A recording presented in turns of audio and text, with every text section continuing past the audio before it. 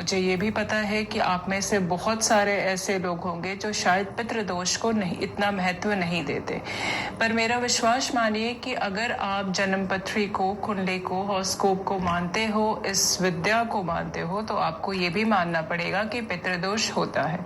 आइए हम कुछ ऐसे उदाहरण लेते हैं जिससे हमें ये पता लगे कि क्या हमारे जीवन में पितृदोष है, या तो फिर आपने किसी को अपने हॉरोस्कोप दिखाया हो और उन्होंने आपको बताया हो कि आपके जन्मपत्री में पितृदोष है।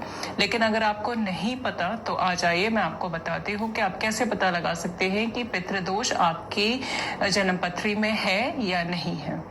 अगर आप बहुत पैसा कमाते हो, उसके बाद भी घर में बरकत नहीं होती, आपकी सेविंग्स नहीं हो पा रही, अगर घर में वंश वृद्धि नहीं हो रही, संतान का जन्म नहीं हो पा रहा, और मान लीजिए अगर चाइल्ड बर्थ हो भी जाता है तो अगर आपका बच्चा किसी प्रकार से फिजिकली या मेंटली डिसेबल है, या बड़े होने के बाद बच्चे का जो बिहेव है वो बहुत ही अग्रेसिव है, या घर में उसका तालमेल लोगों से अच्छा नहीं है, तो ये भी एक पितृदोष का कारण है। यहाँ तक कि पितृदोष के कारण घर में पेड़ पौधे भी कई बार नहीं पनप पाते दोस्तों। पितृदोष होने से मैंने देखा है कि फादर और सन में जो एक कोऑर्डिनेशन होता है वो नहीं हो पाता, उनमें एक जनरेशन गैप वाली लड़ाई हमेशा चलती रहती है।